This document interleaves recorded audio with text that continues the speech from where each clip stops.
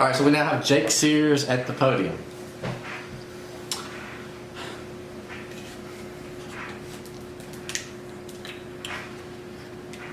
Are we good? Do we start?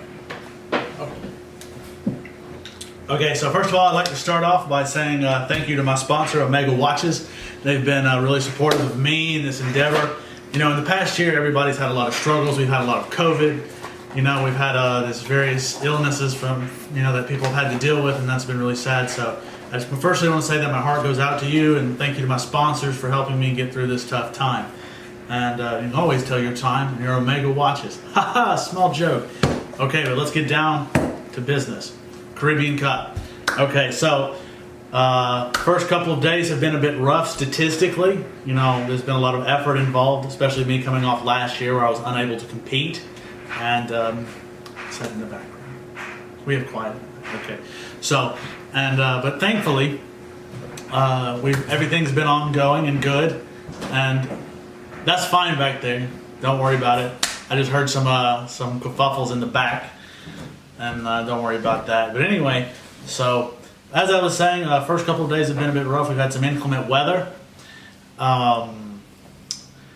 Scores haven't been as good probably as they would have been in past years, but I don't really think that's always necessarily the mark. You know, I'm happy to be here. Not everybody gets to be here, has that opportunity. You know, I'd like to thank the Caribbean Cup for inviting me, but all that's pretty well known. So I'd like at this moment to open the floor up for questions. Yeah, so Blake, you can ask first. Yeah, so I was going to ask you, being off for 2 years, haven't played since January 1st, 2020, any kind of mini golf. How does it feel to be back on the course? First of all, I have to take umbrage with your term off. Okay. I haven't been just sitting there. I haven't been twiddling my thumbs. I haven't been discovering fire in a cave. Okay. I haven't been off. I've been doing things. I just haven't been golfing. So as far as not having golf time, not having tee time, that's beside the point. You have to always be ready. So that really hasn't been a factor, I wouldn't say necessarily. So I'm happy to be back on the course. I'm glad you brought that up. Okay, next question. Jonathan. Jonathan's mic is off. Jonathan, could you speak up a little bit?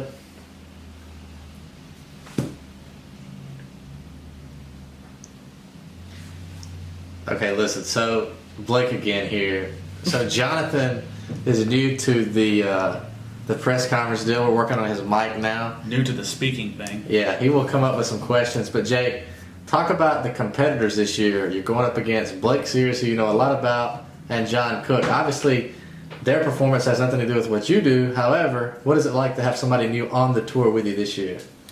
Great, actually. John's a good kid. He's been a good player. I heard really good things about him last year and how he performed. And he was a returning Joe Buddy Spirit Award winner, which that's a really big honor. It's the second biggest honor in a Caribbean Cup you can win after the trophy. So I'm proud to have him here. I've never won the Joe Buddy Spirit Award. Don't care. But anyway, I'm glad he's won it and he's here. So that's good. I'm glad to have new blood. It's really good for the competition. And as for Blake, I know Blake really well. Great champions, won a lot of tournaments. So I'm looking forward to trying to catch him in the next few days. Okay, I appreciate the answer on that. I bet you do. Jake, let me ask you before we turn it back over to John. What do you think about, I know you didn't get to see it last year, but the newly upgraded Gulf of Mexico Hole-in-One Challenge trophy? I like it. It's really nice. It's it's really good. I'd like to see my name on there a few more times. And we'll just have to see if we can get some things going on the Hole-in-One Challenge. I did make a hole-in-one today, but it's not on the hole-in-one. I would like to say I like the new hole-in-one rule where we have 3 per, where it's not just limited to the 9th hole. That was really great, especially for today's when you have some kind of different courses, and sometimes the 9th hole doesn't always lend itself to the hole-in-one challenge. So this gives, say, more opportunities for hole-in-ones to occur and increases the dynamism of that part of the competition. All right, Jake, looking at your stats from 2021 so far, I got them pulled up here. They're in front of you as well. Great. We've got a 54 and a 59.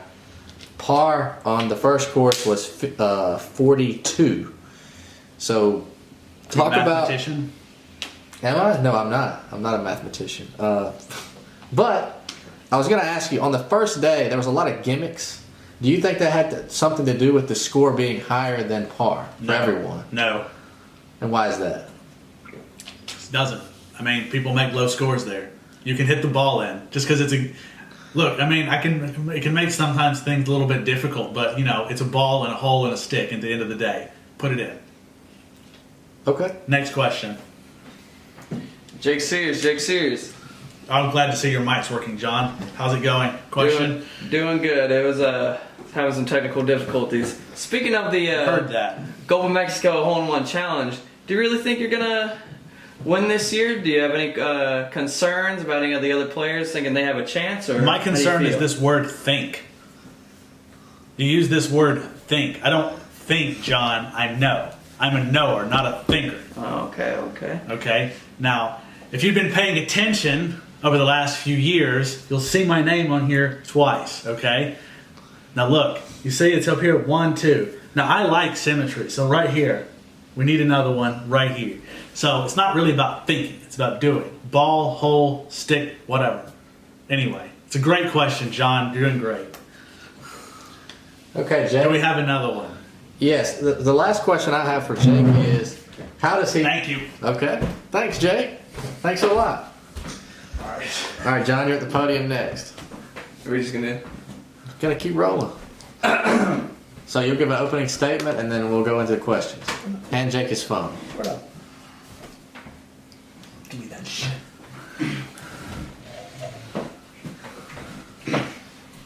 My hair looking good. Your hair looks like shit. Oh, thank you. All right. You got some stats here in front of you, so you have something to refer to if we ask you a question based on that. Your opening statement, and then we'll get on the questions here. Oh, I can start. Sorry. Hi, my name is Big John Cook. This is my second year ever playing. That's pretty much it. Anybody got any questions for me? Yeah, I have a question. Mr. Jake, what's up? Well, this is your second year on the tour. It sure is. What have you learned going from year 1 into year 2, and how have you been able to use that to improve your game going into this tournament? You know, honestly, year 1 of me playing, I didn't think this was a big deal. I was like, man, I'm gonna whoop some ass. Excuse my language. I was about to whoop some ass. These people who think that they're all that. But man, was I wrong. I was very wrong. I was, not only was I wrong about, thinking I was going to win, I got the worst overall score anyone has ever received in the tournament.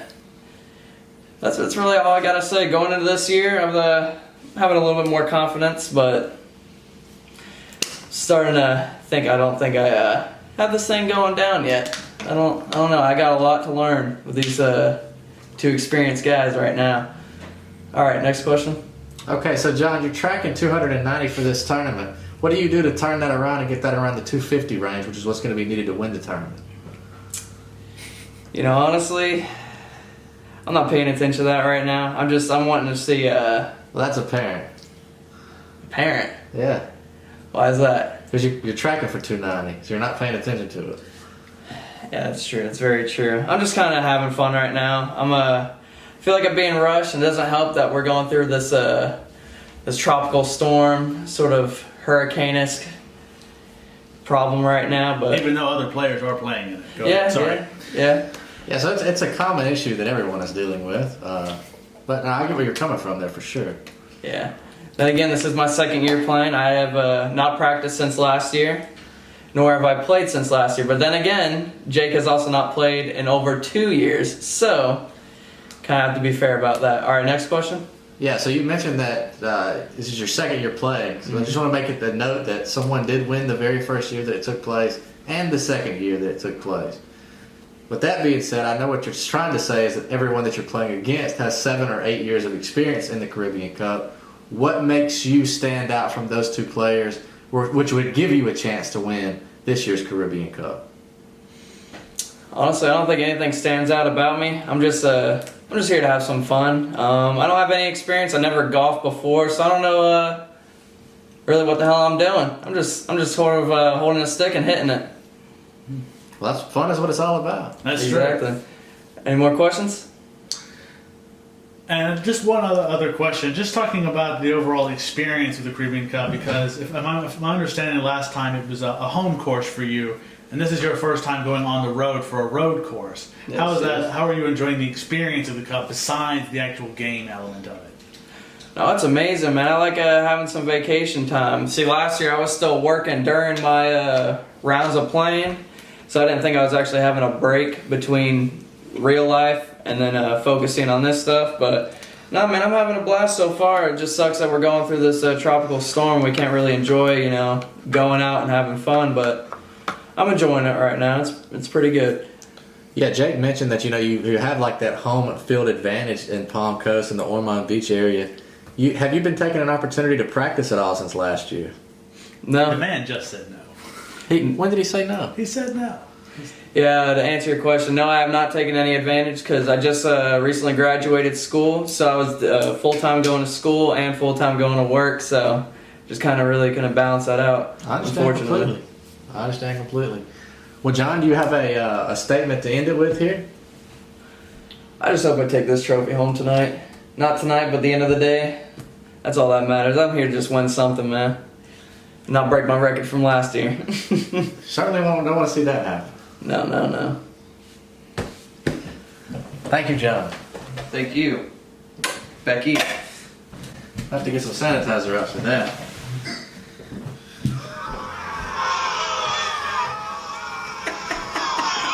Oh man, this guy sucks. Quiet, please. Quiet, Bravo, please. bravo.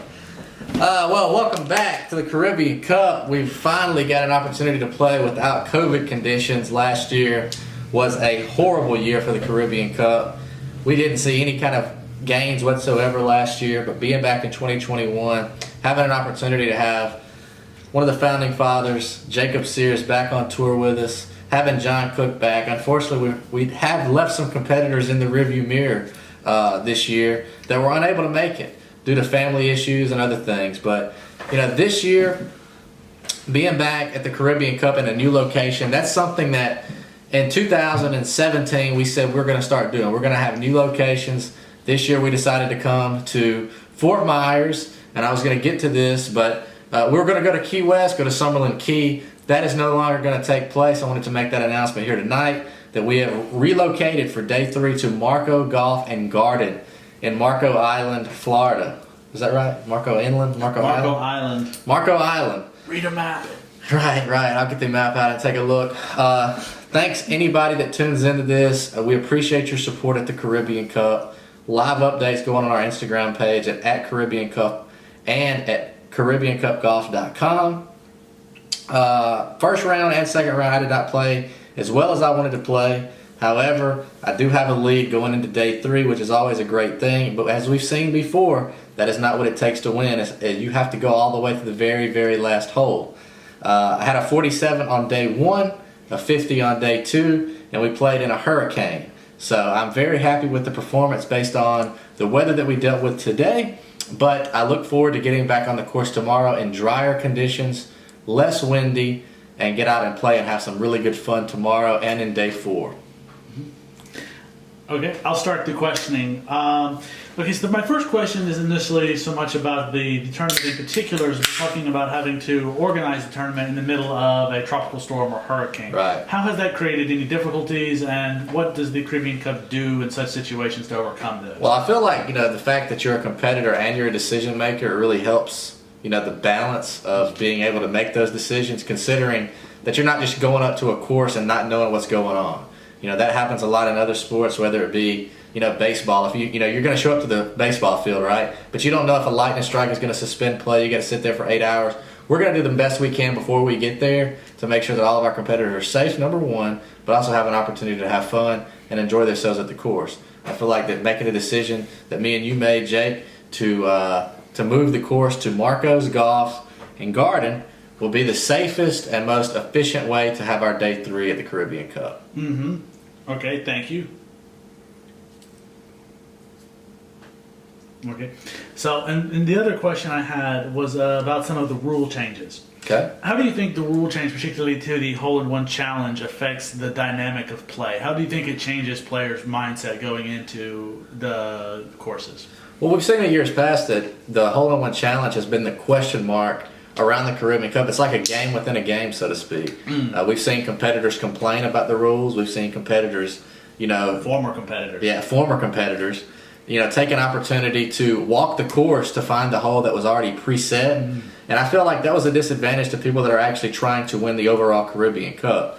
So with the new rule change, we have randomized holes between 1 and 17 because 18 wouldn't be a hole-in-one challenge hole. But I think that it's just it's a lot better for the competitors to focus on the Caribbean Cup as a whole, number one, but also have that little fun game within a game. And I think it's working out well so far, even though no one has completed one. But it gives you a potentially 16 opportunities to get the hole-in-one challenge. Okay, thank you. Speaking of a hole-in-one challenge, so far none of the players have actually made a hole-in-one on either of the challenge holes. That's correct. Now, if somehow there's no luck within any of the players, how do you think you're gonna handle with having nobody actually make one of those? Who's gonna actually earn the trophy at that point? Yeah, so whoever has the most hole-in-ones at the end of the tournament, if no one completes a randomized hole during the hole-in-one challenge set. Now, this is how it was determined 2 years ago as well. It came down to me and Ryan, and it came down to the very last hole to see. We were tied, and he got a hole-in-one on the last hole. The thing about that rule is you can use every hole throughout the tournament to get a hole-in-one. And that's the goal, is to get a hole-in-one on every single hole, right?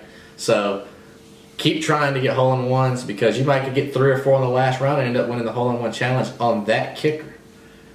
Good question. Okay.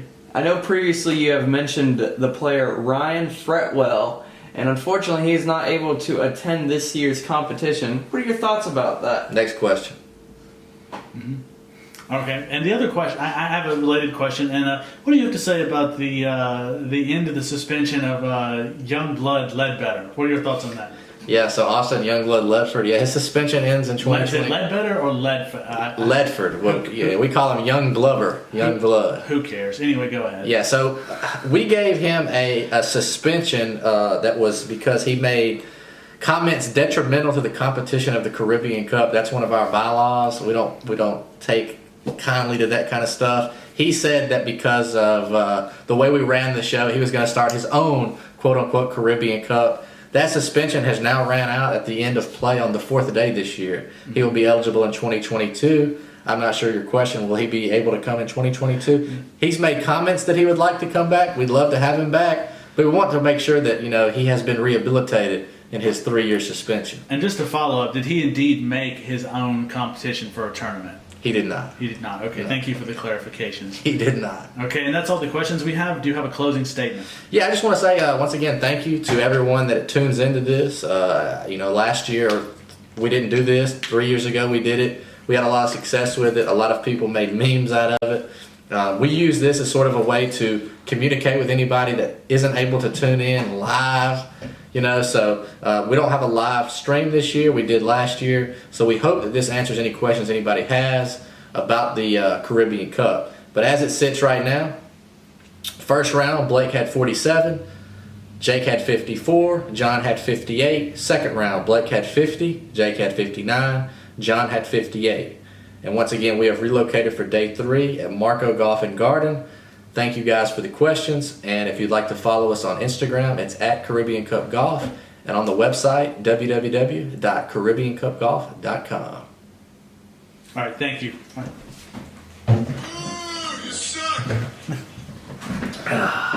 I like the booze. You did? Yeah, We that got was a a lot of nice, fancy touch, Yeah. touch.